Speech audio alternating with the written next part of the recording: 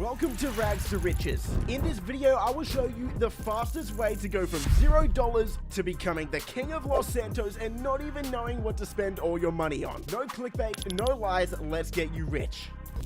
First things first, we need to create our character that's going to be going on this adventure with us. If you've watched some of my previous videos, you know exactly who we're going to make. Where is he? Come on, where is he? There he is, Juan. We are making Juan, son of Juan, the level 1. There you go, Juan. You look beautiful, mate. That's a great outfit right there. All right, let's go. Now, first thing we're going to do is go over to this stash house. This is because we need to actually be able to afford guns for what we're going to do next. All right, once we get in here, completing this stash house will give us about $30,000, which is actually awesome. Alrighty, that goes down. Oh, this auto aim is bugging me. Alright, we're looking for a yellow sticky note. Here it is. Alright, 73, 27, 38. There we go. We're in. Grab this bad boy. Let's get out of here. So like I said, this gives us $30,000, which definitely helps as a level 1. These also reset every single day, so we can actually do these every single day, which will help us out a lot. Alright, see you, buddy. I'll be taking this bike. Alright, 31 grand. Next thing we're going to do is G's stash up here.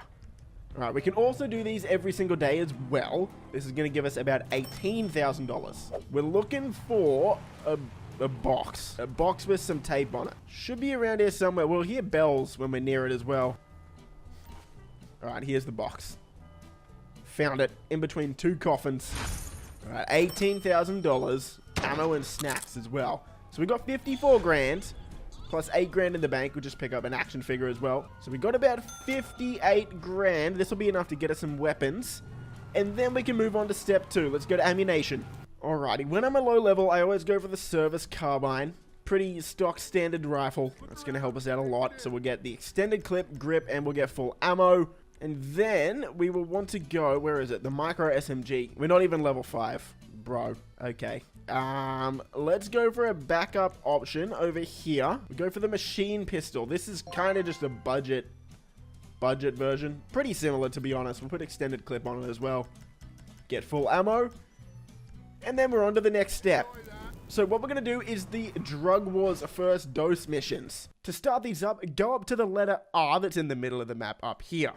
So your first time through these missions, you're going to get an extra $50,000 after every single mission. Once you complete the final mission, you're going to get $250,000 bonus. So all up, we're going to get somewhere around $550,000 just for completing these 6 missions. That's awesome. Mission passed. Okay, only $15,000. I know that doesn't sound that good, but just wait and see what happens next. Alright, loading back in. Wait for it. Wait for it. There it is. $50,000.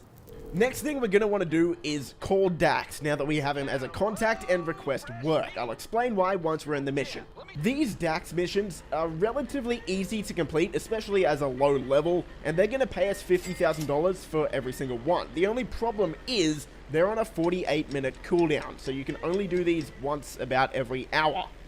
That way, we may as well start doing them now, instead of waiting till the end of the story to start doing them, because this way, we can do another one once we finish the story, because it'll be off cooldown. Yeah, with this Rags to Riches series, I'm really trying to optimize how quickly I can actually make money and make the most of our time. So once we leave this area, there we go, $50,000. We're already up to $130,000, and we still have 5 missions to go. So what we need to do is head back to the freak shop now. The fastest way to do this is actually just to set it as your spawn location and change lobbies. And we're going to start up mission 2, Designated Driver. Let's do it. And I'm going to finish these 6 missions, and I'll talk to you guys at the end of the 6th mission. Alright, here we are, mission 6. There we go. We've got all 5, but our job's not done. We are going to steal the Brigade 6x6. Now, what's awesome about this is once you steal this, you can put an acid lab in the back of it. So not only are we going to have a cool vehicle, we're going to have our first business. If we can get it out of here, that is. Which, kind of a tough spot to get it out of, huh? Alright, off we go. Off to the freak shop. Please, pop up. There we go. Mission passed. How much we get for the final mission? Yeah, it doesn't matter. We're going to get the $250,000 bonus now, though. Let's deposit all our money. So what are we at? $616,000. That's pretty good.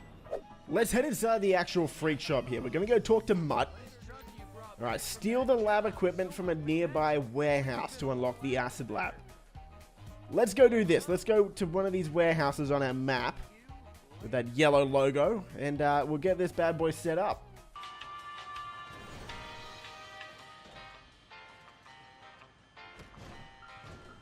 Alright, all 3 pallets are on. Grab this truck. Let's get out of here.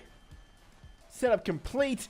Now, we can't actually get it yet. As you can see here, we're going to need $750,000 in order to actually install this. So, we need a quick way to make about $140,000. Luckily, there is a really easy way to do this, even as a level 1. What we're going to do next is the 10 junk skydives. You can actually do these every single day. So, every single day, there's going to be 10 of these around the map. Completing all 10 of them with a gold medal is going to give you $150,000 total every single day. You can do that every day. It's going to take you about, I don't know, 45 minutes to do all 10. And as a new player, that's really good money. There we go, $100,000. We have about 150k cash. That'll be more than enough to get this acid lab set up. Let's go back to the freak shop and let's set it up.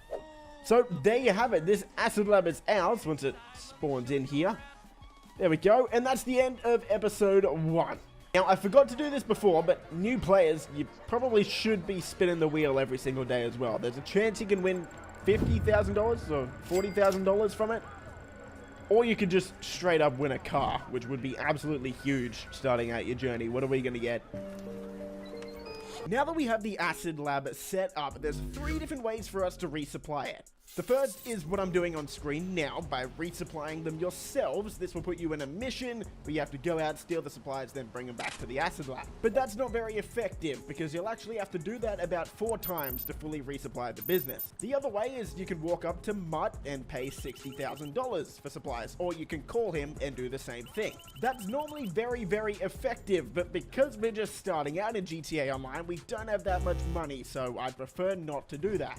So what we're actually going to do is go to a stash house and do it. You'll remember last episode I told you that this will make you $30,000 each day. However, now that we have a business, instead of giving us $30,000, it's actually going to fully resupply one of our businesses. And because we only have one, that means whenever we do a stash house, it will fully resupply our acid lab, essentially saving us $60,000. This is why we got the acid lab first, because it's super easy to resupply with these stash houses, and basically is gonna make us free money as a low level player. So from this point on, I want you to do your stash house every single day to resupply your acid lab, and then we're gonna wait for this to fill up and we'll sell this at the end of the episode. In this episode, we're gonna make almost $2 million, and the first way we're gonna do this is through treasure hunts. There's 3 different treasure hunts that we're going to do today, and each of them is going to give us between $250,000 to $350,000, and none of them should really take longer than an hour and a half. So let's get the first one underway. The first thing I did was wait until this email popped up in my inbox. This will normally happen a couple hours into your GTA Online career. Once this pops up, it's going to show you a photo of where this treasure hunt clue is. Then look on your map and there'll be a big yellow circle. Unfortunately, that circle is kinda bugged and often doesn't accurately show where the clue actually is. However, once you're up to this step, I'll leave a link at the top of the description that will show you all 20 possible spawn locations for this clue. My first clue is pretty simple, just over here on this island.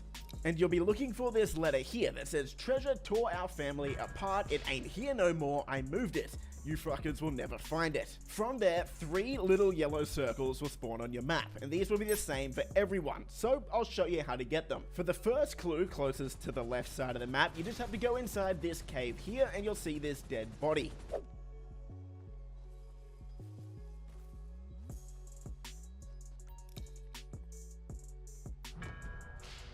For the clue in Sandy Shores, just walk into this abandoned hut, and you'll find a shovel in the sand. And for the clue closest to the top of the map, just next to this tree on the side of the road will be an empty revolver case.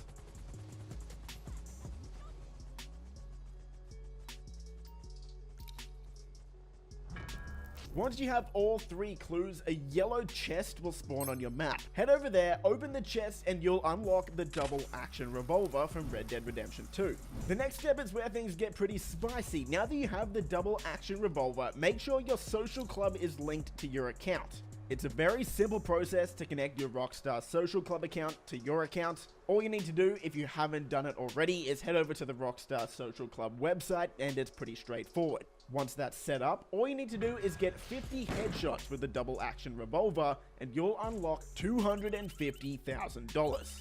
These headshots should be very simple to do because you can actually get headshots on anyone, whether it's an NPC driving a car or walking down the side of a road, whether it's another player, a cop, whoever. The easiest way to do it is call the cops or just get the cops on you, go onto a rooftop where they can't really get you easily, and just continue to peek and head glitch the cops. Even if this does take you a really long time, it's still worth it because there's not really another way to make any better money at this level. After the first treasure hunt was down and we finally had a bit of money in the bank accounts, it's time to get ourselves our first car. But no, not just for the sake of having a car, even though that's gonna be nice. This vehicle is actually gonna make us hundreds of thousands of dollars as well. But before we buy this car, I want you to come over to this garage at the top of the city and complete Hal's time trial. Unfortunately, this is only available on PS5 and Xbox Series X. Once you complete this time trial, what it's going to do is it will allow us to upgrade an HSW vehicle to its HSW version of that vehicle for free. If you're unaware, Hal's Special Works, or HSW, is a special series of cars that are much faster than the existing cars in the game. This is incredibly useful for us because this will allow us to complete HSW time trials every single week, and if we complete them, we get $250,000 just for completing a simple time trial. So once you go to Hal's garage and complete his first time trial, what I want you to do is buy yourself a garage to store a vehicle in. At this stage, we only need one vehicle, so just buy quite literally the cheapest property in the game, which is the 2-car garage on Popular Street. This will either be free for you or just $25,000. From there, what I want you to do is go into Legendary Motorsport and buy the vehicle called the Bravado Banshee. This is based off a Dodge Viper, but why am I telling you to buy this vehicle in particular? There's a bunch of vehicles that we can make into HSW vehicles. Why this one? The Banshee is not only the cheapest one, but it also has the 3rd highest top speed in the entire game. So now that we've completed Hal's special time trial, we can buy the Banshee for just over $100,000, take it into the LS car meet, and upgrade it to an HSW vehicle for free. First though, you will have to head over to Mimi in the LS car meet and buy a membership for $50,000, but believe me, this is still more than worth it. Let me try and put in perspective how much money we're actually saving with this. There are only 3 HSW vehicles that have a higher top speed than the Banshee. Those are the Vigero ZX, which is normally $1.947 million, the Sterling GT, which is normally $975,000, and the S95, which is normally $1.995 million. The Banshee is 4th, and it's only $105,000. Plus, now that we have the free Hal's Special Works upgrade for completing his time trial, we are now saving $1.84 million that it would normally cost to upgrade the Banshee to the HSW Banshee. The amount of money we're saving here is absolutely insane. So now that you have your HSW Banshee, it may also be worthwhile, if you have the extra money for it, to not only make use of that free upgrade, but also possibly add a couple more acceleration upgrades as well. These can be things like transmission upgrades, turbo tuning, and more, but as long as you have about 8 bars of acceleration like you can see here, you should be able to complete these Hal's Special Works time trials somewhat comfortably. So let's go and do that. First thing we're going to do is look to see where the HSW time trial is on your map, head over there and give it a go. My tip for this, first tip, what you're going to want to do is actually just place a waypoint on the final destination. That way you know the fastest route to go and you don't spend time going the wrong way. From there, if you know you're not going to complete this time trial fast enough, hold triangle or Y on Xbox to restart the time trial. The reason for that is if you complete the time trial in a time that is not quick enough, you won't have the ability to fast travel back to the start of that time trial. And in order to get the $250,000 for doing this once per week, we do need to complete the time trial below the time that's set for us. So there's no point in completing it too slow. Keep in mind this might take you a while. Some players might be able to complete it first go. For others, it might even take you an hour. Either way is completely okay, guys. It's worth taking the time to try and do this because $250,000, even if it does take you an hour, is still incredible for making money as a low-level player. Once you've completed your How's Special Works time trial, congratulations, first of all, but not only are you able to complete this time trial, you can also complete the normal weekly time trial with your Banshee as well. This one isn't going to give us $250k, but it will give us $100,000, which is, again, awesome money. So just for doing these two time trials, we've made $350,000, and we're well on our way to becoming a millionaire. Righto, let's get back to some treasure hunts. Like I said, we've still got 2 more to go in this video. The next treasure hunt we're going to do is the bounty hunting one from Maud Eccles. In order to start this treasure hunt up, head up to this M on your map. Once you're here, you're going to get a text from Maud. She's going to tell you that shortly she'll send you some bounty hunting targets that you can track down and either kill or return to her for money. Once you get this email, make sure you're set up as a VIP or CEO through your interaction menu. In order to do that, hold down the touchpad, go down to SecuroServe and set yourself up as a VIP or a CEO. If you don't do this, occasionally the game can bug out and Maud won't actually send you these targets.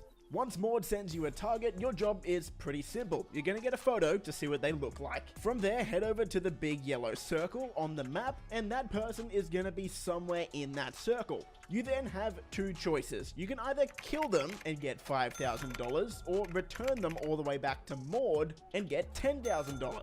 In my opinion, if the target is pretty close to where Maud is, punch the target a few times and then take them back to Maud. If they're on the complete other side of the map though, it's not worth wasting your time. Just kill them, get the $5,000 and wait for the next target. Once you've done this 5 times, just like the last treasure hunt we did, you're going to get the location of a chest. Go over to that chest, and instead of getting a double action revolver, this time you're going to get a stone hatchet, and this thing is really cool.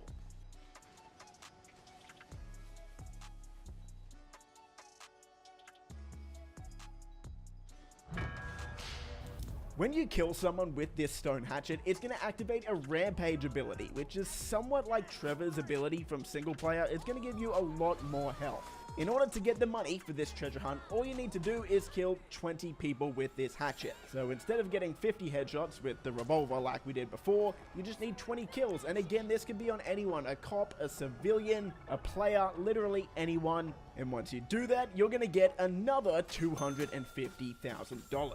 on top of the money that you got for killing the bounty targets.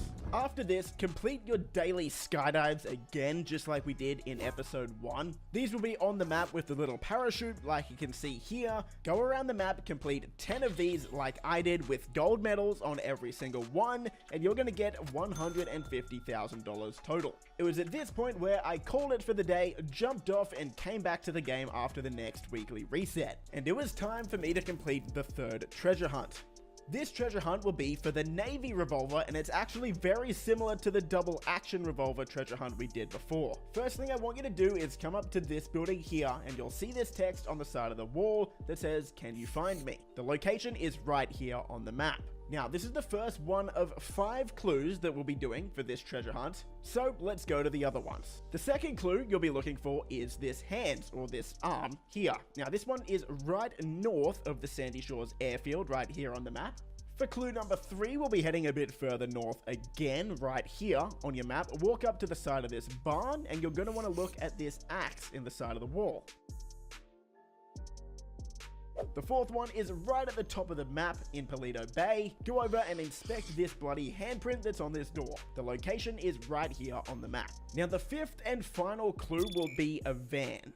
However, it doesn't spawn in one set location. There's actually 5 different spots that it can spawn. This map here shows all of the possible spawn locations. You'll see there's 4 red skulls that have a black outline. Those are the 4 we've already got. The red skulls that have a yellow outline though are the 5 possible spawn locations for this van. Now I'll leave a link in the description below, leaving a link to this map where you can actually zoom in and see the exact precise location of this van spawn, so that should help you out a lot. After you have all 5 clues, you'll get a text from an unknown number. Once you get this text, you need to go into Blaine County between the hours of 7 PM and 5 AM in-game.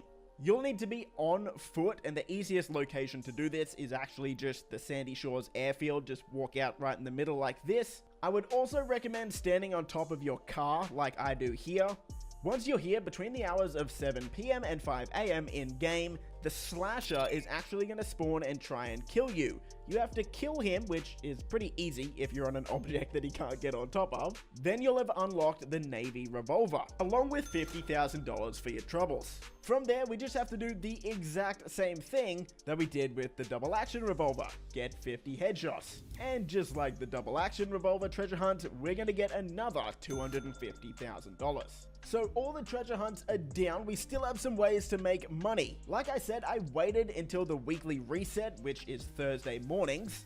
So that means I could do my HSW and my normal time trials again. So I completed both of those for another $350,000. And because it was a new day as well, I completed 10 more skydives for another $150,000. I then completed another stash house to stock up my acid lab and finished off the episode by completing an acid lab sale mission. So in order to do this, head into your acid lab, either go into the free shop, take it out of the free shop and then hop in the back, or just request your acid lab to you through the interaction menu by going into services, acid lab, request acid lab. From there, walk to the back of your acid lab to where the acid is stored, and you'll be able to sell all of the product you have. For me, because I recorded this episode across 2 days, my acid lab was completely full. If you want to sell the acid lab, there's 2 ways to do it. The first is in an invite only session, which I would recommend for new players.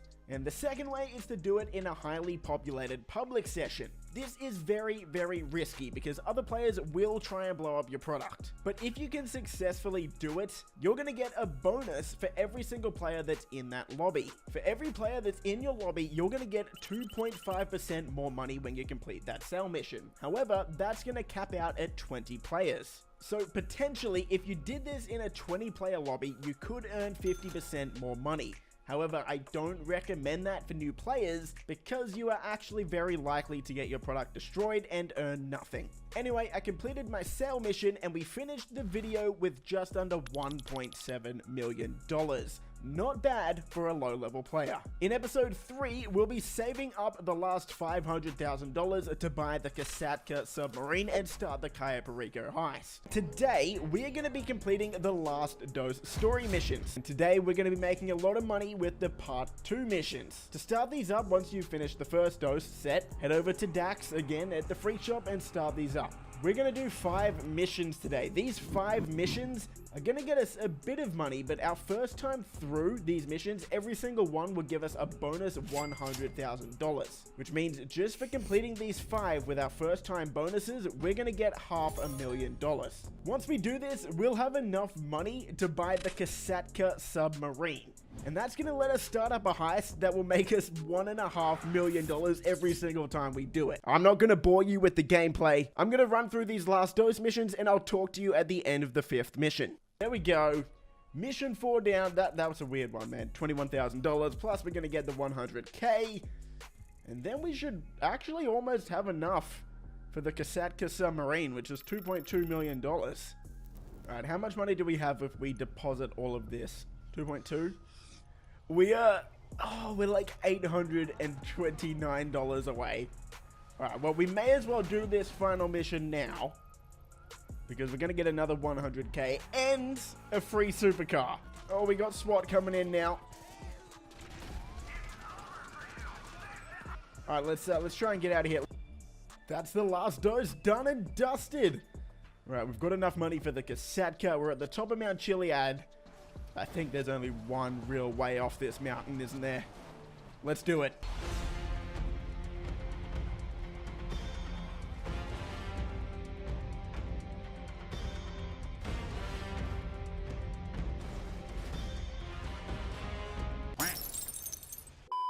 As we're driving over here, what we're doing is we're picking up Dr. Friedlander's car. So if you complete all of the first and last dose missions as a host in the correct order, you're going to unlock this car for free. This is the Ocelot Virtue. And this thing is absolutely sick. It's an electric hypercar. So the top speed's not incredibly fast, but the acceleration is very, very, very quick. Not gonna lie, this might replace my Banshee as my daily driver. This thing is so cool, man.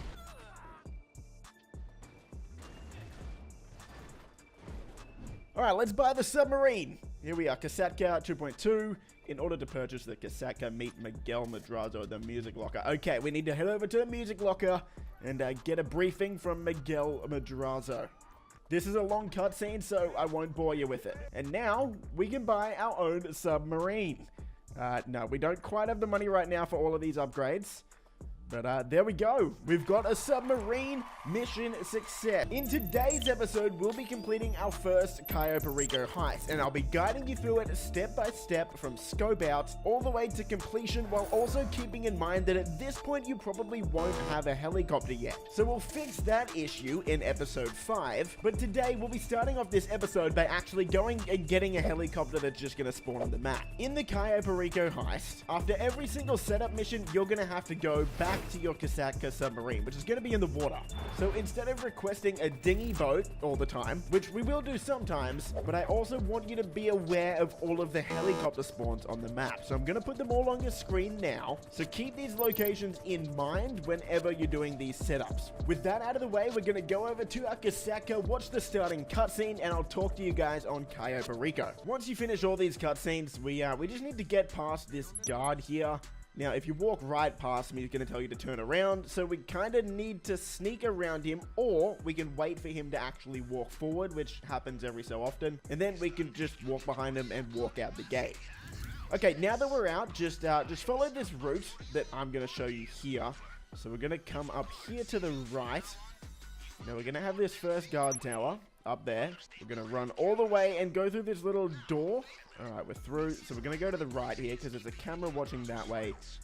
And what we can do, check that there's no car coming, and there's no car, you can see here. So what I'm going to do is I'm going to steal this ATV, back it up, and drive right across here, dodging that camera. Now make sure that the guard in the guard tower on the right isn't looking this way as well, which he isn't right now. So we're going to gun it across here. Alright, we're good. First thing we need to do is get to the compound of El Rubio. After your first completion, you'll just need to get to the communications tower up there, but we have to get to the actual compound and scope it out on our first time. Right here, okay. So there's the compound. Now we're going to turn around and go back up to that communications tower, just take the same route, dodging that guard that's in the tower there. Alright, once we're here, we'll go in this gate and we're looking for the communications signal box thing. Sometimes it can spawn on the ground, but it hasn't this time, so we'll climb up. And it can spawn on any of the levels of this tower. Could be on the first level, could be on the top level. So just keep an eye out, you'll hear it as well. And it's right here on the first level, easy. Alright, we'll open this, and then we just need to do a little bit of algebra. So I hope you didn't skip your math class today, because... Alright, so that's times 1, times 2, and times 5. So we need a times 10, sorry, times 10, times 1, and then times 2 gets us 59. Easy. Okay, once you finish that cutscene, what I actually want you to do is go through all of the cameras and scroll all the way from right to left or left to right. Here we are in the basement though. We need to go all the way to the left because the first time we do this heist, we're going to get the Madrazo files. There they are. Alright, we scoped out the primary targets. Now what I would recommend doing is just going left to right, like I said, through all of these cameras. You're going to see a lot of secondary loot that we won't actually be able to get as a solo player because you need 2 key cards to enter these rooms, so you need at least 2 players. That's fine, this heist is actually more profitable as a solo player anyway, so don't worry about it. And the reason I want you to do this is not actually to scope out these secondary targets, but once you get outside, it's going to scope different entry points into the compound for you.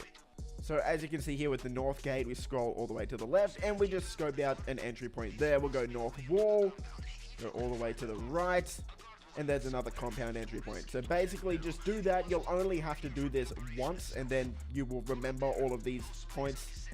After that, Pavel's going to tell you to go to the North Dock, which is kind of annoying because we won't actually be using the North Dock for the way that we're going to do the Kaya heist today. But anyway, just go there, do what he tells you to do. And then what I want you to do after that is actually steal one of these dinghies here. Once you've got the dinghy, I want you to drive it all the way around here, where I'm placing this waypoint, right out front of the compound in the water here.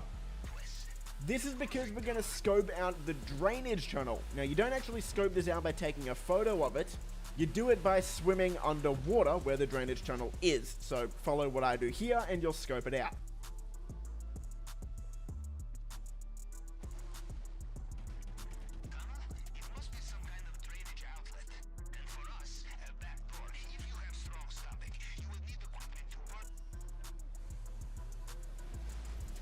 Then I want you to drive all the way around to the main dock over here. Take a photo of this entrance, make sure that it pops up as you scoping out the main dock. This is actually where we're going to enter for the Kaya heist. So you need to take a photo of it in order to actually enter here. Next, I want you to head back to the airstrip back at the top of the map. Go into this building here, this hangar sort of thing. I guess it's a hangar, right? And once we're in here, we want to take a photo of all of this secondary loot. So we've got some green stuff there and some cash.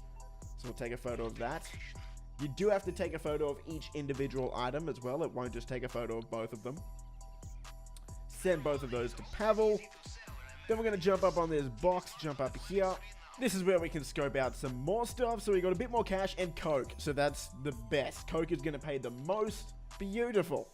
So in terms of how much they're going to pay you for loot that you can get solo, coke is going to be the best, then it's going to be the green stuff, and then cash pays the least. I've done a complete breakdown where I broke down the profits for every single one as well, including gold and artwork, so check that out. That's a video for a separate occasion. This is just our first time through. After you've scoped those two out, we're going to run over here. That's because more secondary loot can spawn in this shack here. We didn't get any, that's okay. We've still got coke, some green stuff, and some cash we can grab over there. Once that's done, you're going to have to take a photo of the control tower as well. So do that, then head back to the pilot and head back to the city. Next, I'll be showing you which setups you should do, and I'll give you a couple little tips for each one. So let's start with the approach vehicle. We're going to be doing the long fin. As you can see here, I've got a helicopter on the front of my submarine. That's because I stole it from the airport. You can try and make these helicopters last as long as possible by, like I did here, landing it on the submarine. For the long fin setup, we have to go to a police station, and then Pavel is going to tell us to go get a truck that can tow the boat to where we need to get it to. These trucks are going to be on your map. Now, there's going to be one location where there's 2 trucks and another location where there's 1 truck. At the location where only 1 truck spawns, that's going to be heavily guarded by lots of enemies. That's because it's actually a phantom wedge. It's got like a massive ramp on the front of it. For this setup though, we don't actually really need to use that. I would recommend just going the safer option and stealing one of the 2 trucks that spawn close to each other. Once that's done, go to the police station, back this truck in there, take the long fin, and once you have the long fin out of the police station, what I actually want you to do is hop out of your truck and blow yourself up. The reason for that is this is the quickest way to lose the cops, so that'll save you time trying to drive this massive slow truck towing a boat and trying to lose the cops that way. Just blow yourself up and then hop right back in and drive to the destination. Now, as you can see here, once I finished this, I had no helicopters anywhere near me. So what I did was I requested my Kasatka again. That way it's going to spawn very close to me. Then I go back into my services menu and request a dinghy. That's going to spawn a dinghy right next to me. That way I don't need to try and steal a helicopter or a boat. I can just spawn the dinghy right next to me in the water and drive over there. Next setup we're going to do is safe codes. Now this one's pretty straightforward again. We just need to go into the casino, take out this guy, and steal the codes. Right, now that he's down, we'll take his safe codes and get the hell out of here. Do the same thing again, either steal a helicopter or request a dinghy and go back to the submarine. Next setup is fingerprint cloner. This one, again, pretty simple. You're just going to have to go to this warehouse. There's going to be 4 guys inside of here. It shouldn't be too hard to take out. Just take cover and take them out slowly if you need to.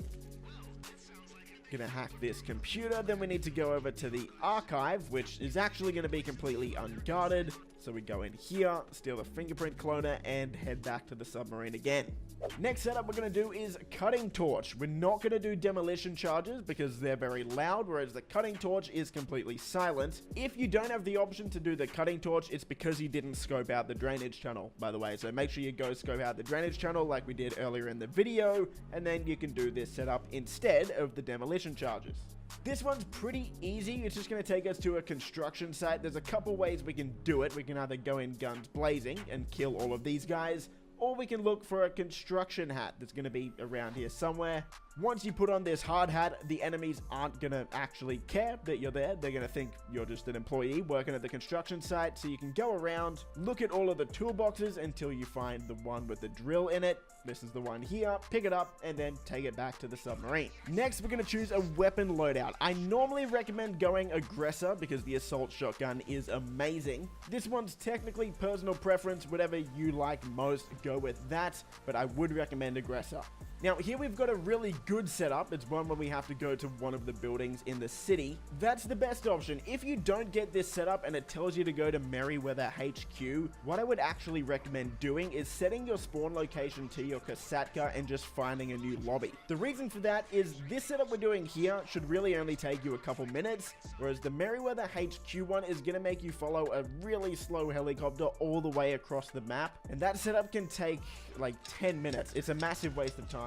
Instead, just keep refreshing it by finding a new lobby and starting the setup again until it tells you to go to a building that's in the city. Once we're here, preferably you would do this stealthy, but we had to kill the guys out front of the building so everyone knows we're here. Just take it slow, it's fine. You've got unlimited lives. Just take out all the guys in here, hack the computer, and steal the weapons from the safe. Deliver the weapons back to the submarine, and then we're ready to actually do the finale. We're almost done. I would not recommend doing any of the disruption preps. They take a while to actually complete, and we won't actually need them if we do this stealthy. Don't worry, I'll show you how to do this completely, perfectly stealthily, so you're never going to alert any guards. Okay, let's start up this finale. I'll pause it here so you can see everything that we'll be doing. Approach vehicle is going to be Longfin, infiltration point is main dock, compound entry, drainage tunnel, escape point does not matter at all, I just put it on airstrip. It doesn't actually matter where you escape, you can escape anywhere you like. Time of day, I put it as day just because that's probably easiest to see everything clearly. And then weapon loadout, we chose aggressor, and make sure you choose the option to put a suppressor on it as well, like you can see here. Once that's done, we're good to go, so let's go.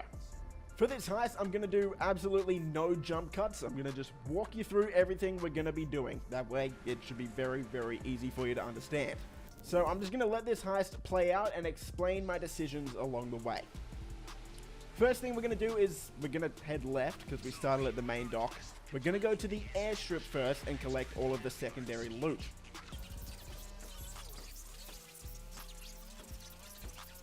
Now, we can't just take as much loot as we like. We do have a loot bag that has a limit, and I'll explain that once we're inside. But first, we'll park the Longfin here, because we're going to come back to it, so we want to just put it right up against the shore there.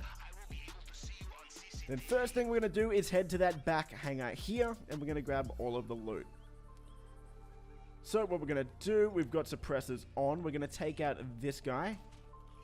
Easy done. Now, we want to make sure we take him out as far left as possible, because there is going to be a truck that comes through over near that entrance there, and it will spot that body if you kill him too close to where that truck is. Alright, we're inside. First thing we're going to do is grab the coke. That's going to fill up half of our bag. Grab this forklift. Going to grab this crate.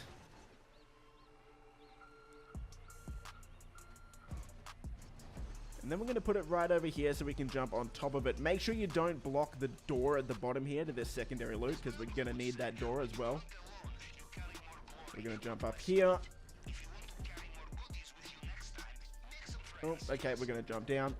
I did not even know you could slide through there. That is wild. Alright, we're going to jump up here. Jump on top of the crate. Over we go. Alright. This is why we chose the cutting torch, because it's completely silent. As you can see there. Alright, we're in. Easy. So we're going to grab the coke first. Let's fill our bag.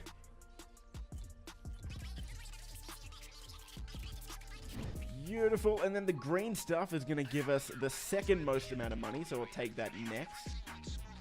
Jump over here. Jump back down. In we go. Oh, we got to cut it. That's right.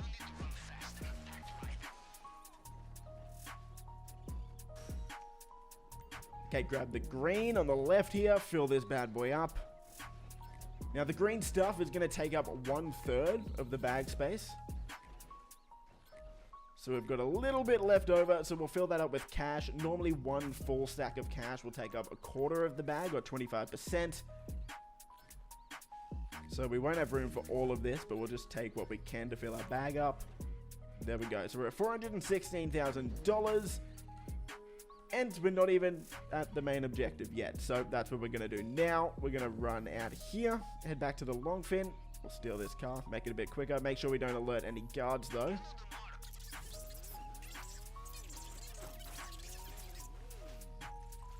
Awesome.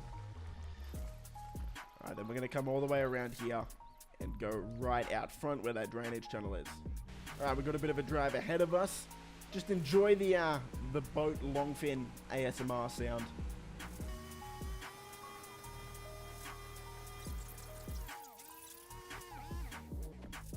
Jump out. Alright, we're going to want to dive down. Make sure you put your rebreather on. I believe that's going to be G on PC, and it should be left on the D-pad for console. Come down here, and we're going to cut this gate open. Or the grate, I should say. So here we go. Normally you have to go back and forth 3 or 4 times on every single one.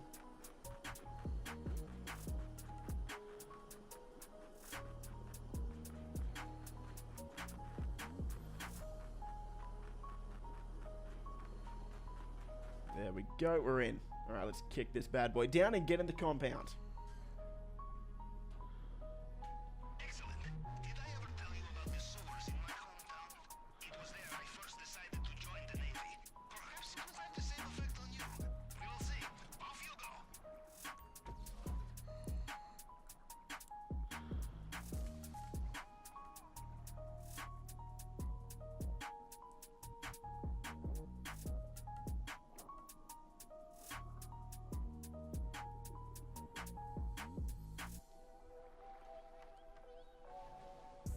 Open the door, we're in.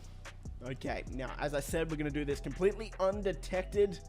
If you do get detected, you can just restart it off spawn. We're going to take this guy out. All right, follow this path. So we're going to run all the way across here, avoiding these guards' cone of sight. I'm going to jump up here. Run across to these stairs. Wait for this guard on our left to turn around, which he did. Now, we also need to wait for him to go all the way back in there, like right there, until he stops, and then we can take him out. That's important because a Juggernaut will walk through that area and spot him if we don't. We can take this guy out as well. Now, that last guard also gave us gate keys, so I'll show you what they do as well, if you are lucky enough to get them. And then for this last guy on the stairs, we do the exact same thing. That was a bit too close. Probably just should have shot him, but that's all right. We did it. Once you're in this room here, go over to the safe at the back. There's a bit of extra cash in here. Okay, we got about 60,000. That's nice. And then you can go in that door that I just aimed at. But since we have the gate key that we picked up off one of the guards just before, we're actually going to make sure that the way is clear down here. Jump off. Oh, that was actually way too close. That guard almost saw us. But because we have this gate key, we can actually jump down here. Open this gate and come in this way. That way, instead of hacking 3 fingerprints, we're only going to have to hack 1. Makes it a lot easier. Now, an easy rule of thumb, pun intended, for this one, is obviously we know what the first fingerprint is going to look like. And then what we do is we go to the first fingerprint again on the second level, and then just go 1 more to the right. That way it's going to be the second fingerprint. On the third one, we're going to go down to the second fingerprint we just basically copy the one above us and then go 1 more to the right, if that makes sense. That's the easiest way to do it. I don't really know a better way to explain it than that. But just keep doing that until you get to the bottom of the fingerprint, and then you would have done it. Okay, we're in. Now that we're inside, all of this again is completely stealthy because we have the actual drill instead of the demolition. Open this. El Rubio is going to text us the code 450429.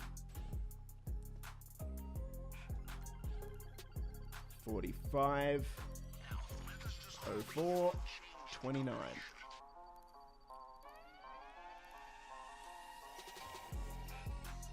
We're in.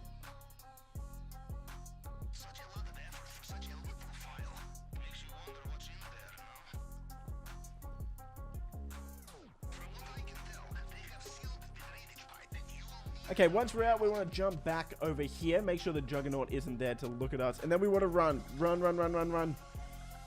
We can run right around that guard's cone of vision and get to this door. Now, that guard that's coming towards us, if you don't do that in time, just wait for him to walk past you and then he'll turn around again. Just wait until the way is clear and take the exact path that I did.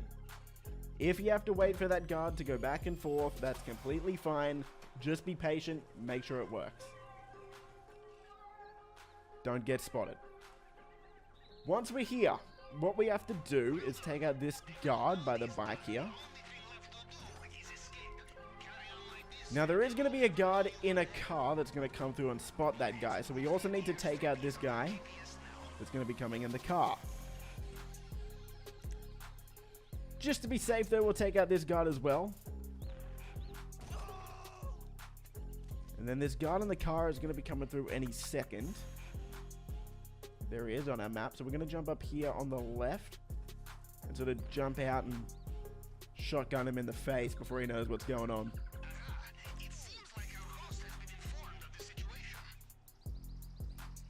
Alrighty. Jump out in front of him. Blast him. Boom, he's dead. Alright, and then basically we're done. So we're going to steal his car, or you can just use that bike. Drive up here. Then we want to drive right to the end of this sort of peninsula here.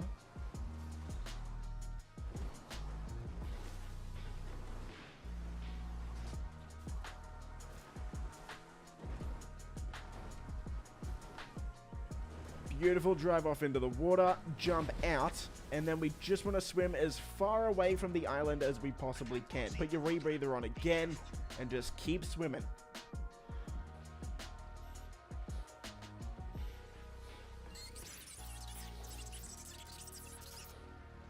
Alrighty, once we get far enough away, way out here, yep, there we go, it says escape Cayo Perico. That's disappeared from the bottom of the screen, so we're done. Now we're just going to wait for the cutscene to pop up, and we're good to go. Any second, come on. Come on, Rockstar, hit me with it. There we go. Alrighty, again, I'm not going to try and spoil anything, so we'll skip to the end of this cutscene. And here we go, the end screen for the heist. Actual take 1.55 million, which is, you know, that's really good for about 2 hours work. Or less than 2 hours. Anyway, under 15 minutes, 10 minutes 50. Nice, no hacks failed. And full loot bags, which means we did the elite challenge, so we're going to get an extra 50 grand. And there we go, that's our final total, 1.6 million. That's a lot of money for just under 2 hours work as a really low level player. We're only level 31 right now on this character. So there you have it. The final cutscene is going to play. That is Rags to Riches episode 4 done. Today, we'll be buying one of the top 5 businesses in GTA Online. And I'll show you how to use it to make over $1.5 million in your first 2 hours with this business. In today's episode of Rags to Riches, we're buying the agency. And of course, the first thing we have to do is buy one. So head over to Dynasty 8 Executive. The cheapest one is going to cost you $2 million.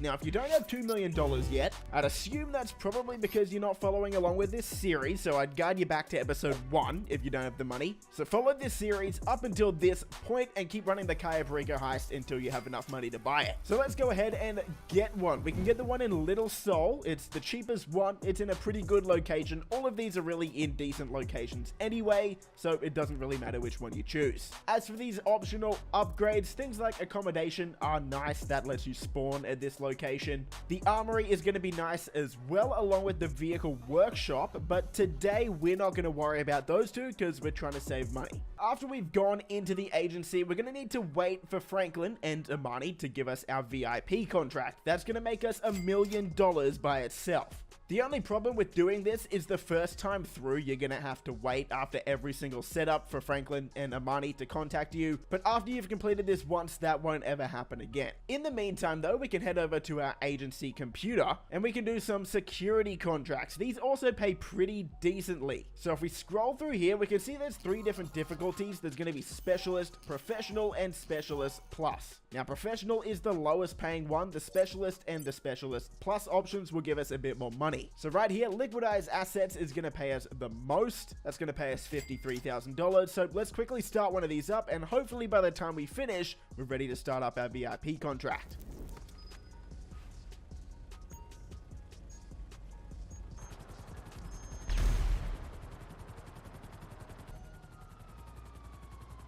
Alrighty, now we can start up the VIP contract. Let's head over to the golf club, to the big F on our map, and get this started. Damn, Franklin, you're looking dapper. There he is, the man himself, Dr. Dre. His phone's been stolen. We need to go get it back. Shades of The Last of Us 2 here. This is grim. Hey, at least these guys aren't going to be, well, effing with Dre anymore. Dropping down here, we're breaking into the FIB, just like we did in the story mode way back in 2013. Here we are 10 years later. Communications room. Alright, that's back here. Exactly like we did with Michael way back in the day. And while we wait for Franklin again, we'll do another one of these security contracts. Here we go. Okay, Franklin is going to contact us soon about payphone hits. Now, this is huge. Once he contacts us, every 20 minutes, we can call Franklin and request a payphone hit. That's going to give us $85,000 if we complete it correctly. And we can easily complete these in less than 5 minutes. Pause. Hang on. As of today, Rockstar has actually patched this and changed the cooldown on payphone hits from 20 minutes to 48 minutes. But still, do them as soon as they come off cooldown, just like I said. So we'll keep that in mind, and I'll show you how to do one once Franklin contacts us again. So you're probably wondering, if this only pays you $1 million, how are we going to make over $1.5 million on our first run through? Here's why. As you can see on your screen here, this contract is broken up into 3 separate acts. The Nightlife League, High Society League, and the South Central League. Now, your first time through each of these leagues, you're going to get an additional $100,000. So that right there is $1.3 million. You're also going to get another $100,000 for completing the second last mission for the first time. So you're up to $1.4 million. And then the first time you complete the entire contract, you're going to get $250,000. So that means on your first time through, you'll be getting $1.65 million. And that's not including all the money you're making from these security contracts and payphone hits while you're waiting for Franklin to contact you to start up the next missions. So overall, in total, you're going to actually get around $2 million on your first time through. So we're ready to start up these 3 leagues. Each of these leagues will have 2 setup missions and a finale. So I'm going to get stuck into the Nightlife League now, and I'll see you guys at the finale. Where is he? Oh, bang. All right. Now, would Dr. Dre leave this guy alive?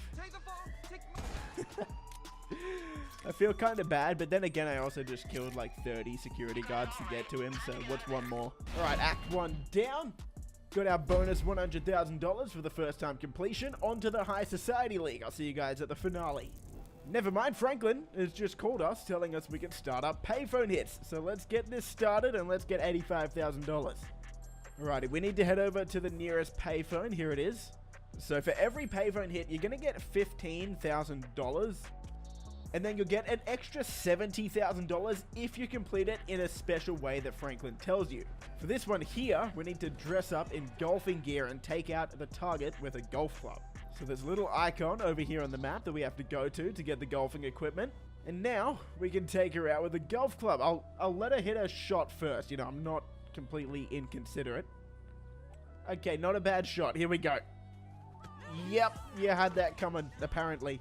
Gotta leave the area. And there we go, $85,000 for exactly 3 minutes of work. Now that's really, really good.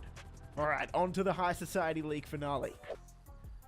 Oh, he wasn't even dead. He crawled out of that alive? That's tough, bro. Alright, I'll be taking your phone. Take this back to the agency, and there we go, another $100,000. Let's go to the South Central League.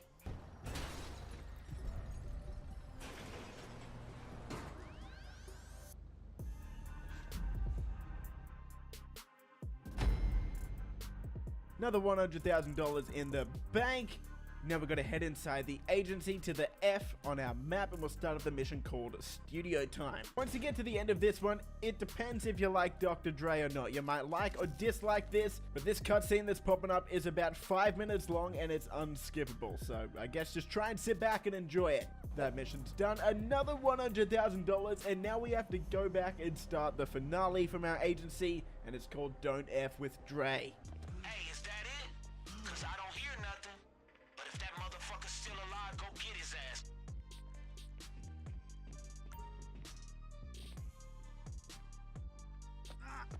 Get the fucking hands off. Yo, Dre. Johnny, Hold up, man. you took something that belongs to me. Bitch! Ass! Motherfucker! Now all we have to do is take Dr. Dre to his helicopter, and we'll have our $1 million as well as our extra $250,000 for completing this for the first time. And there you go. So at this point, you should have made around $2 million. You've got the $1.65 million for the first time completing the contract. And as long as you're completing those payphone hits on cooldown every 20 minutes by phoning Franklin, you will have no problem in making at least $2 million in this roughly 2 hours that the contract will take you. So now you've got the two best ways to make money in the entire game if you've been following Rags to Riches to this point. So let's recap. At this point, you'll have the Cayo Perico heist, which should be able to make you anywhere between $1.3 and $1.6 million every time you do it. While your Cayo Perico heist is on cooldown, which will be roughly 3 hours. In that time, you can complete a contract that'll pay you an additional $1 million, as well as completing security contracts and payphone hits for Franklin that will make you $85,000 for just a few minutes work. So at this point, you should have no problem making well over $1 million per hour in any given hour. On top of this, we also have our acid lab that we got way back in episode 1 that we can sell whenever we like, and that's also going to get us a couple $100,000.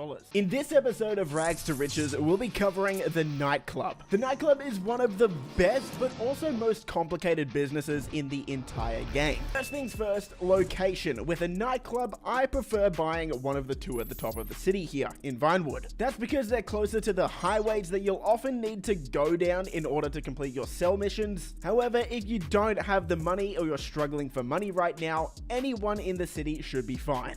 As for your upgrades, all of these are completely cosmetic except for two: storage space and garage space. The garage will obviously give you places to store your vehicles, and the storage will allow your nightclub warehouse to hold more product before you have to sell it. This is something I would recommend getting eventually, but not right now when you're just starting out. So let's head over there now and do our 3 setup missions. We'll set up our staff first. Our bartender's over on the beach. Alright, get in, you're coming with me. Sweet, you know, I'm too pumped to be working your bar for you. Onto the equipment setup, I will be taking this bus, thank you very much. Stealing these speakers as well, because, you know, apparently we can't buy these legally. Now we've got to get our DJ, and ask me if I'm surprised that his plane is crashing. The answer's no. Alright, here we go, back and we're fully set up. Now let's get to making some money. So first things first, how does the nightclub actually work? Well, to put it simply, there's 2 different ways to make money. Through the actual nightclub itself, and then through the warehouse that's underneath the nightclub that definitely is not at all legal. For the actual nightclub, how we're gonna make money is through the safe in your office. Every in-game day, which is 48 minutes of playtime, more money is going to be added to your nightclub safe. How much money you make depends on how high your popularity bar is for your nightclub. So of course, we want to try and keep it full. If your popularity bar is full, you will make $50,000 every 48 minutes, which is pretty good. So there's 3 ways to do that. The first and most likely easiest way to do this is by kicking out troublemakers or delivering VIPs back to their homes. In order to do this, this is actually a random event that can occur within your nightclub. When this event occurs, your lead security guard, Marcel, will give you a text letting you know that you can do it, and you'll also see a blue dot on your minimap when you're in your nightclub. Walk over to that blue dot and deal with that person, and it'll increase your popularity. The next way to do this is by completing popularity missions from your office in your computer. Starting this up will set you out on a mission that's very, very easy to complete, and again, that will fill up your popularity bar a bit. But maybe the most effective way, even though it is the most expensive, is to change DJs in your nightclub.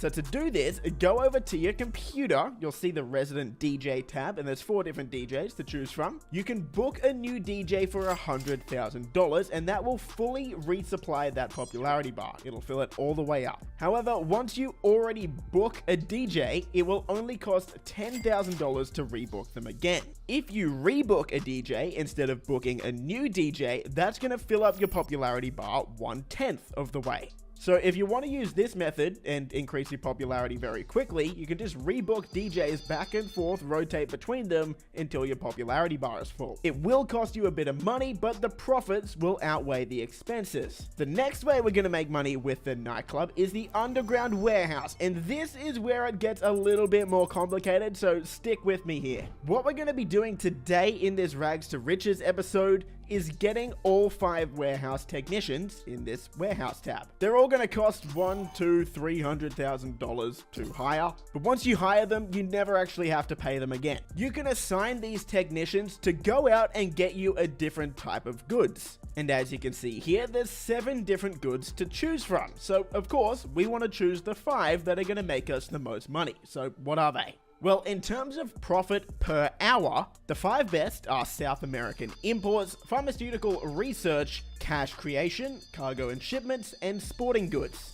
But as you can see, all of those are actually locked. So why are they locked? Obviously, because we don't have the ability to accrue these goods yet, but what does that actually mean? How do we gain the ability to do that? Well, to gain the ability to get those goods, you actually have to own the business that those goods stem from. If that's confusing, I'll try and explain it here. Cargo and shipments. In order to get cargo and shipments, you need to own either a crate warehouse or a hangar. Sporting goods. In able to get sporting goods, you need to own a bunker. The other 5 correspond to all of the NC businesses in the game. So South American imports is for your Coke, pharmaceutical research is for your lab, organic produce is for the grass farm, printing and copying is the dock forgery office, and cash creation is the counterfeit cash factory. So if you haven't already guessed it, for the rest of this episode, what we'll be doing is buying the 5 businesses that are the best for your nightclub. So we're gonna buy the bunker, we're gonna buy a Coke lockup, a lab, and a cash factory. And then we have the choice of either buying a crate warehouse and a CEO office or a hangar. Either of them will do the job. But I kind of just spent all of my money buying this nightclub, so I'm gonna hit another Cayo Perico heist and then we'll go and buy the bunker. Alrighty, now that we've got the money, which bunker should we actually buy? Basically, the further north, the cheaper the bunker will be, but that's not actually good because when you complete your bunker sale missions, you want it to be as close to the city as possible so you don't have to drive far. And for that reason, the best bang for your buck is probably the one over here on the left, the Chumash bunker. It's very close to the city, and it's also pretty affordable compared to other ones around the Sandy Shores area. So let's go over here and set this one up. Alright, this one's fully set up now. Now there's a few things we need to do. The first thing is we want to go to our Manage Staff tab on the computer here, and we want to assign all of our staff to manufacturing.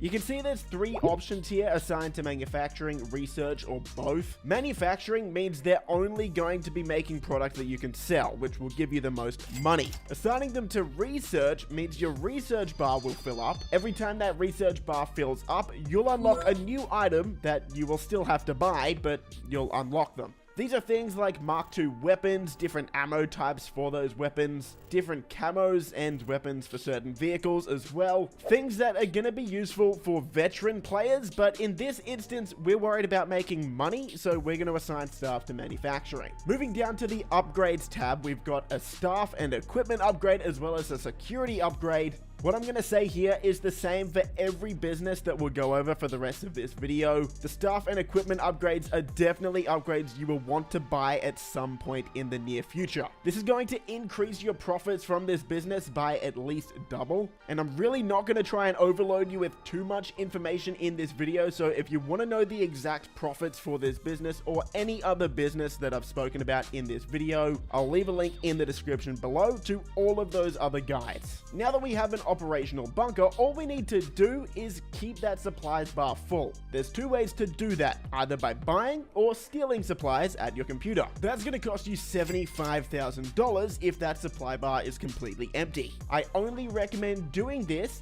if you have the staff and equipment upgrades for this business, or else you're actually going to lose money. You can also choose to steal supplies, which will put you out on a mission where you go grab supplies and bring them back to the bunker. That's free. But it is going to take a pretty long time to fully resupply the business.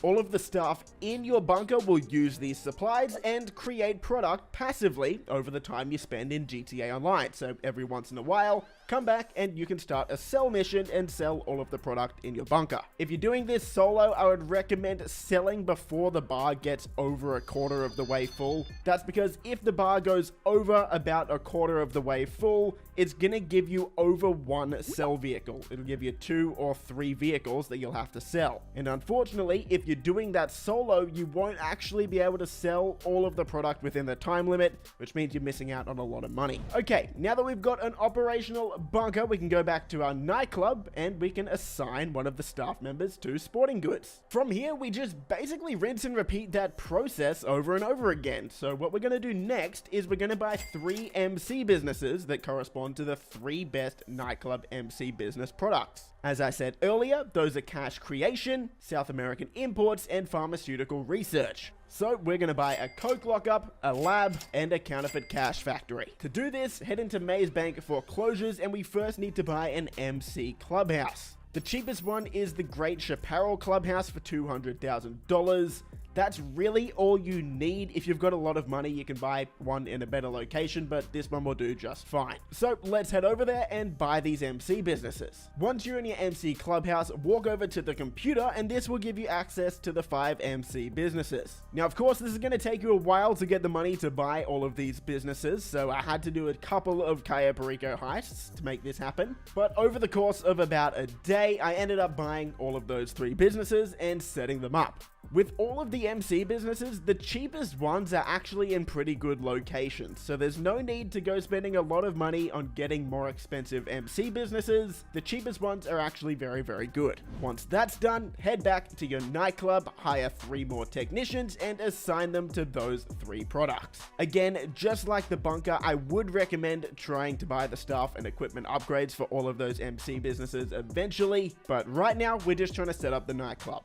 Then the final business we need to get for our nightclub is cargo and shipment. So we have 2 options here. We can either buy a crate warehouse, which we first have to buy a CEO office to do, or you can buy a hangar. Now, this is completely up to you. Both of them are about the same in terms of money made. Personally, I chose to buy a hangar simply because it gives you a place to store your aircraft, but this one is going to be completely personal preference. As for which hangar you should buy, the one at LSIA is the cheapest, and that one will do just fine, but eventually, once you get a lot more money, you might want to switch and buy one of the ones in Fort Zancudo. And there we have it. Now we have a fully operational nightclub. The only thing left to do for the nightclub is to buy the staff, equipment, and security upgrades. Just like with all of the other businesses, this is definitely worth it in the long run. This will make you a lot more money than you would otherwise. So keep running those Cayo Perico heists and Dr. Dre contracts until you can afford them. So there you have it. That's a fully operational nightclub, and this is the second last episode of Rags to Riches. We've only got one more episode to go, so in next episode, we'll be buying the Oppressor Mark II. Welcome to the finale of Rags to Riches. Across this series, I've shown you how to go from level 1 up to where we are now with millions of dollars and 9 businesses. So you may be thinking, what else is there left to do? Well, there's one thing. Today, I'll be showing you how to correctly buy one of the best vehicles in all of Grand Theft Auto Online, the Oppressor Mark II. Recently, Rockstar Games has increased the price of this one from $3 million all the way up to $8 million, but there's a way to get it for $2 million cheaper. So I'm going to show you how to do it today, and then your character, along with my character, will have everything they need to make millions and millions of dollars for the rest of time. So let's jump straight in. Here we are on Warstock. The Oppressor Mark II is $8 million, but you can see the trade price is $6 million, but it's a little bit confusing on how to get it.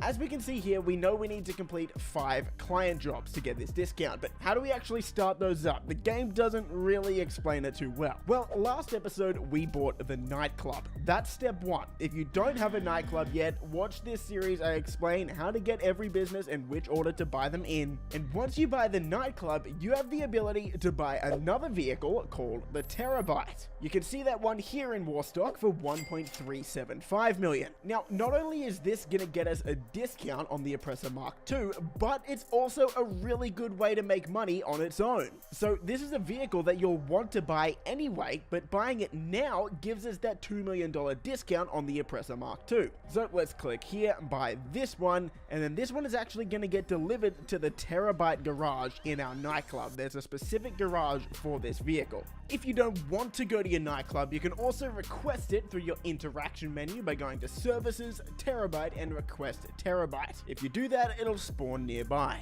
Alright, once we're inside, we have to watch this little cinematic here. Okay, now that we're back here, there's a few things. First is over here, there's a little vehicle workshop spot. This is actually the only location you can customize the Oppressor Mark II. And in order to get this, you'll actually need to buy it on the screen where you purchase the Terabyte. It's a specific option that says Vehicle Workshop. So, if you haven't already noticed, yeah, you will literally need this vehicle in order to customize the Oppressor Mark II, so you need to buy it. From here, we need to start up client jobs. To do that, we're going to head over to the touchscreen in the middle here, and on the top left, that's where we can start our client jobs from. Now, unfortunately, we don't have access to most of these. If you want access to the rest of these missions, you're going to have to buy the drone station upgrade for your Terabyte. In the long run, this might be worth it. The diamond shopping mission is very, very quick, only about 3 minutes, and it'll get you $30,000. But for now, we can just do the data sweep and the robbery in progress missions because they both pay the same amount of money, and they're only going to take us about 3 to 5 minutes.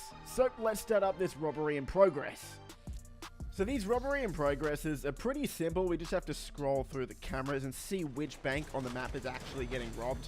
Okay, it's the one at Route 68 out in Sandy Shores. Can do. Let's have a look at the interior camera. All right, there's the robber. Okay, we're going to head out there. I'm going to call in my Sparrow, and we'll head out there now. All right, we're launching these rockets in. There's also going to be a Juggernaut on the inside. We'll see if we can take him out with the Sparrow. We'll have to get low to the ground. Oh, I almost just got cleaned up by a car.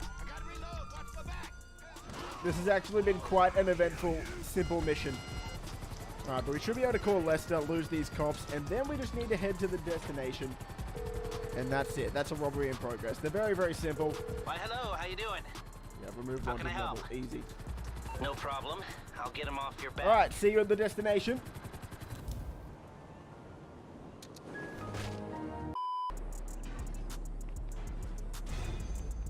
And there we go, $31,000.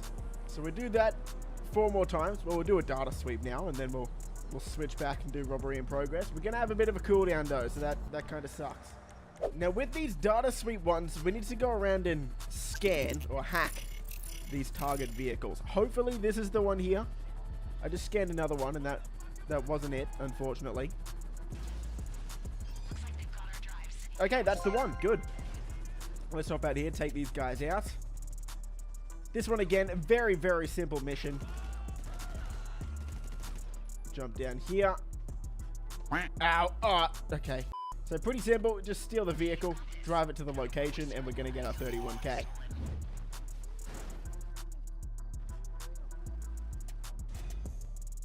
Alright, see you guys. I'm out of here. Lester, help me, brother. There's too many of them, Lester. Why, hello, how you doing? How can I help? Okay, Alright, we're good. I'll get you out of trouble. And then this should be our last one. I'll need to hit another Cayo Perico heist to get that $6 million. And then we're good to go. Let me just yoink these bearer bonds real quick. Thank you, Mr. Rubio. And here we are, the Oppressor Mark II. And like I said at the start of the video, we are going to want to buy this specialized vehicle workshop. Not only will it store the Oppressor Mark II, but it will let you customize it and put missiles on it, which I'm sure pretty much all of us are going to want. So we'll buy this Oppressor Mark II. Boom. All right, it's going to arrive in our Terabyte in a second. So let's call it in, head over there and wait for it. Oh, it's already been delivered now. Easy. Let's Let's just go in here, request it from a terabyte, and it should spawn nearby. There it is. And there we go. We have the $8 million, now $6 million superbike. Gonna need to put the missiles on it. But what you can actually do is fly it down here into your terabyte, just like that. So you go to the back right of the terabyte and it just stores it inside. It's pretty neat. So if you want to put missiles on it, which I would probably recommend doing, it's going to be $180,000. I don't have the money for that right now. Lamau, oh well. And there you go. You've got the bike. We have, what is it, 9 businesses now, I believe. This series has been a massive success. I hope it helped you out. At this point, you should have everything you could possibly ever want to make money in GTA Online. If you do want to go down the route of getting additional businesses, you know, buying every single property in the game, absolutely go do it. Just run your Kaya Pericos, your agencies, and go ahead and buy things like the auto shop. It's a great business. Crate warehouse, maybe vehicle warehouse, penthouse, whatnot. Lots of more things you can buy. But if we're talking about strictly the best ways to make money at this point in the series, you've got all of them. So again, if you enjoyed, if it helped, leave a thumbs up, subscribe for more stuff like this, and I'll see you in the next video. Peace!